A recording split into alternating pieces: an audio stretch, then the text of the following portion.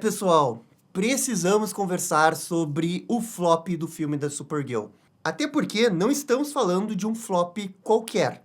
Estamos falando de um flop muito grande. Supergirl estreou com uma bilheteria abaixo de Morbius. Morbius, gente, isso é terrível, porque não é uma coisa que afeta só o filme da Supergirl. É algo que reflete nos outros filmes da DC, porque claramente o público não se importa com DC. Muito bem, gente, vamos conversar bastante sobre isso depois da abertura.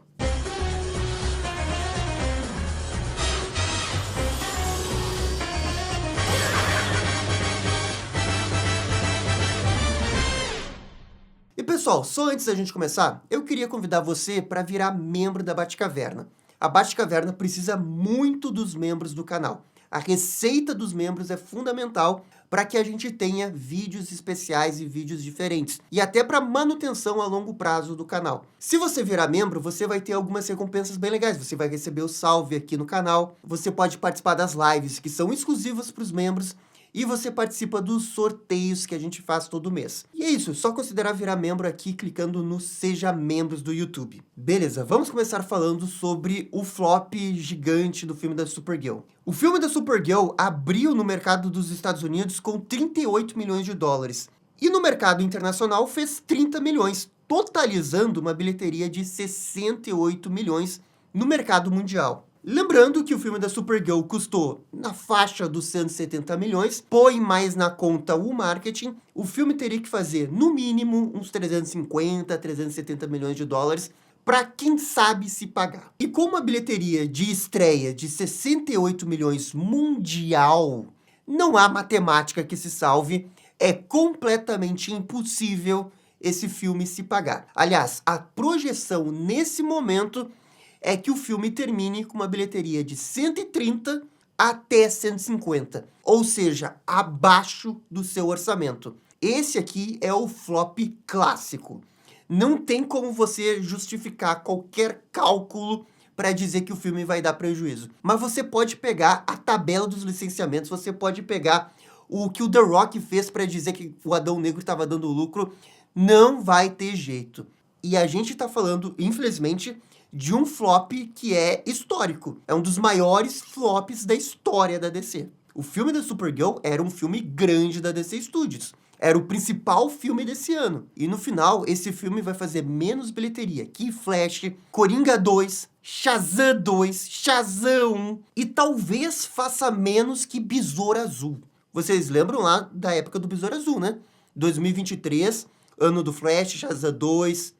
Aquaman 2, e o Besouro Azul tinha feito 130 milhões de dólares. E todo mundo justificou na época que esse filme tinha flopado porque o interesse pelo universo da DC, o antigo finado DCEU, tinha morrido. Era um fracasso total e o James Gunn já estava no controle da DC Studios e o argumento era, com o DCU do James Gunn, as coisas vão melhorar. Bem, tivemos Superman. Foi um filme que não flopou, mas também não foi um filme que fez uma grande bilheteria. E a gente chega no segundo filme e parece que a gente voltou àquela normalidade de 2023, que era de ter flops. Assim, ó, só comparando com outros fracassos recentes de filmes de super-heróis. A bilheteria de 38 milhões nos Estados Unidos é inferior ao filme do Morbius. É praticamente a mesma do filme Coringa 2, é inferior a Flash, que fez 55 milhões. E inferior a The Marvels, que fez 46. E vocês lembram que The Marvels foi um grande flop, foi o maior flop da história da Marvel Studios. Então, assim, a gente tá no segundo filme do universo. Na teoria, um filme de início de universo tinha que levar mais gente pro cinema. Mas, claro, existem outros fatores aí que com certeza prejudicaram.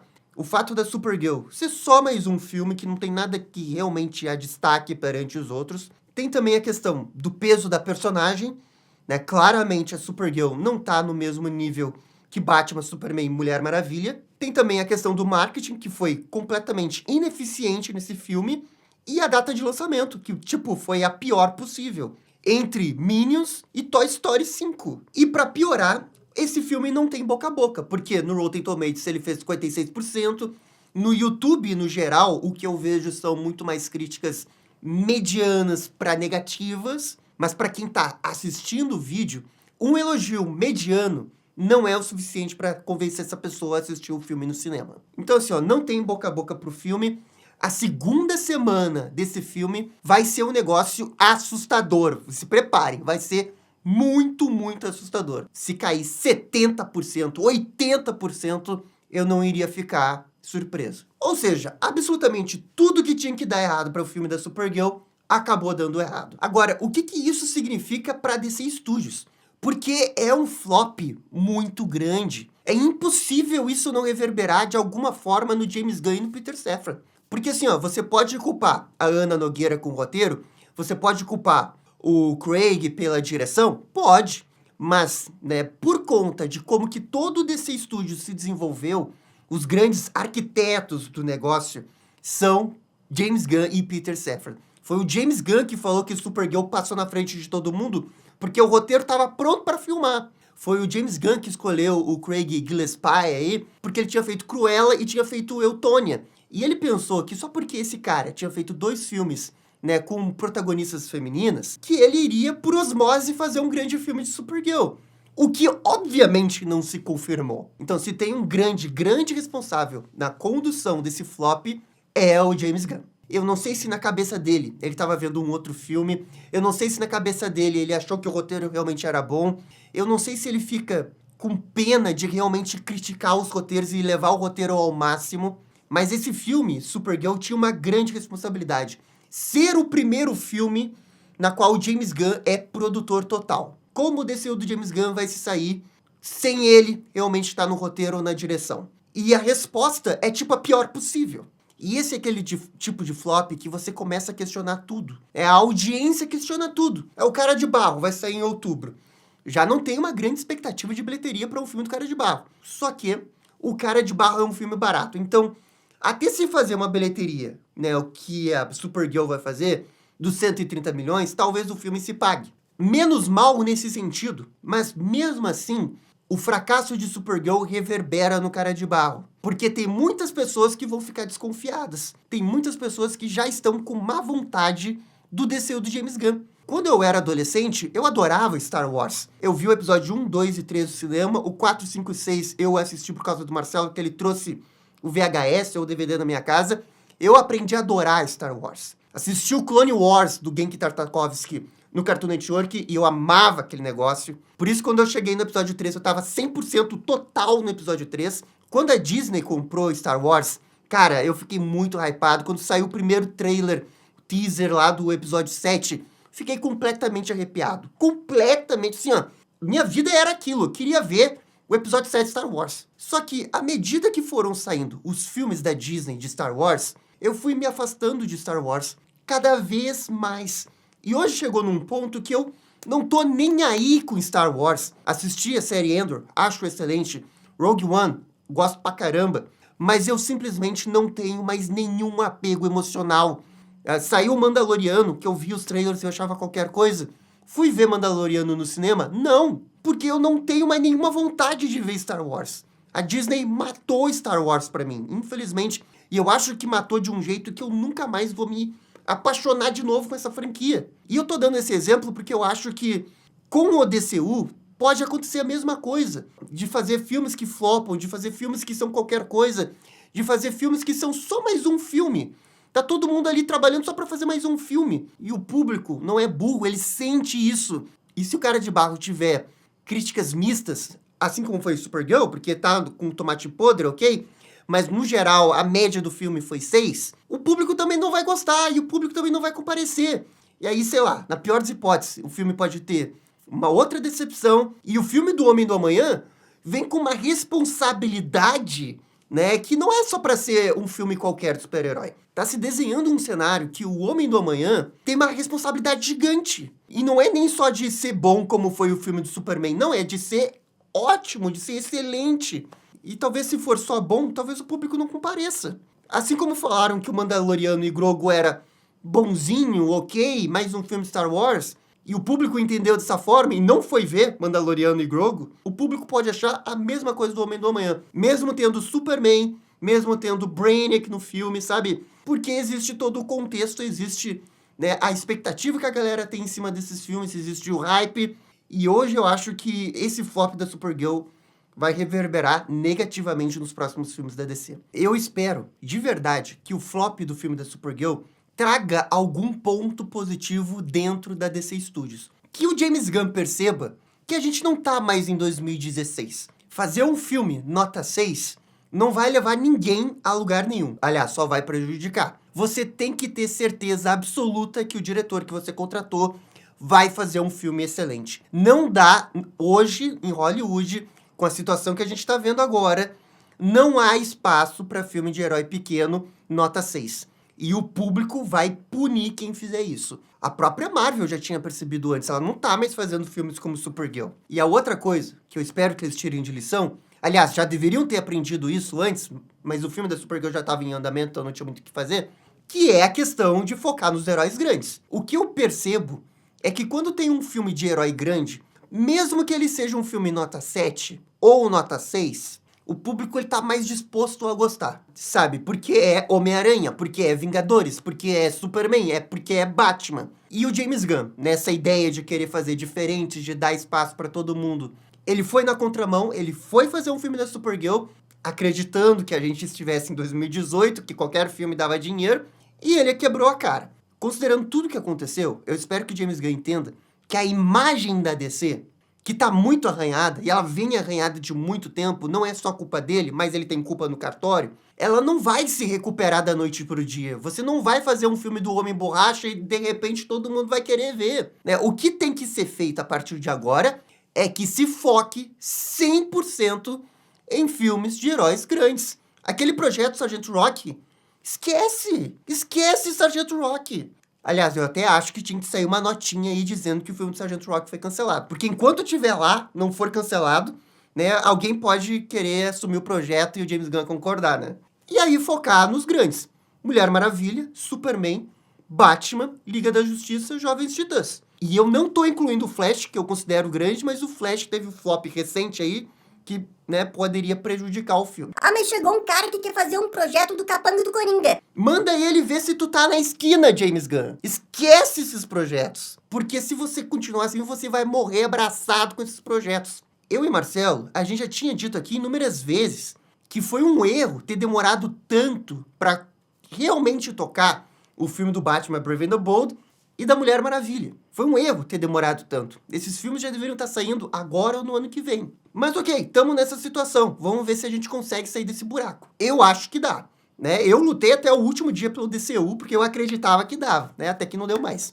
Assim como eu acho que não é terra arrasada pro DCU. Tem coisas boas, até mesmo no filme da Supergirl tem coisas boas, mas para você transformar as coisas boas em coisas que deem muito certo, você tem que saber no que você quer focar. E assim, ó, infelizmente, você não pode demorar tanto pra fazer um filme do Batman. Eu sei que você tava esperando The Batman, saúdo que ele teve toda a paciência pra esperar o Matt Reeves terminar o roteiro, e foi algo que talvez nenhum outro estúdio de Hollywood teria feito, mas o seu Batman do DCU não pode demorar tanto. A DC precisa do Batman, financeiramente falando. Mas quando eu digo acelerar, eu não tô querendo dizer faça de qualquer jeito. Eu tô dizendo faça um grande roteiro, entenda o personagem, entenda o que você quer contar numa história e execute isso bem com um grande diretor. Escolha de um jeito que não vai dar errado. Porque eu quero lembrar que o diretor, nesse momento do Batman Brave and the Bold, ainda é o Andy Muschietti. Não é que o Andy Muschietti seja um péssimo diretor só porque ele fez o Flash. Mas é que ele é um diretor que as pessoas desconfiam.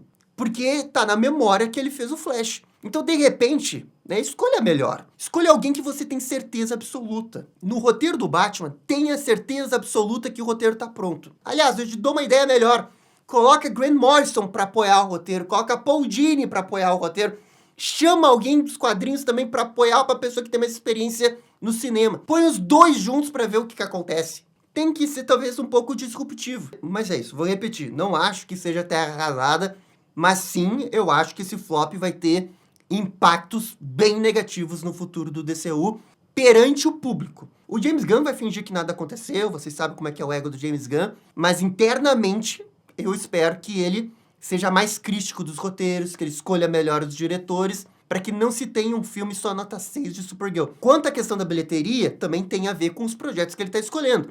E aí, bem, acabou a fase de fazer herói pequeno. Sendo justo com a Supergirl, não acho que ela seja grande, mas acho que ela é média. Mas bem, é isso que eu queria falar sobre o DCU.